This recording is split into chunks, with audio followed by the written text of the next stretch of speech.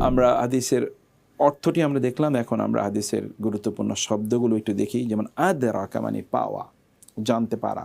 আদরাকা মানে হচ্ছে কোনো কিছু পাওয়া, আদরাকতু।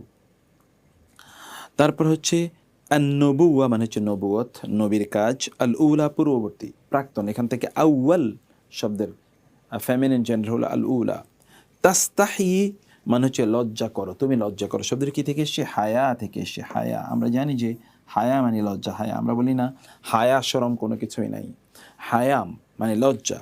তারপর হচ্ছে ইসনা, তুমি করো। ইসনা শব্দটি সনাআত থেকে এসছে। আমরা কিন্তু সনাআতুন, সনাআতুন মানে হচ্ছে কোনো কর্ম বা শিল্প। ওকে, ইসনা। তারপর শিইতা, শাআ ইয়াশাউ, ইনশা আল্লাহ, মাশিয়াত।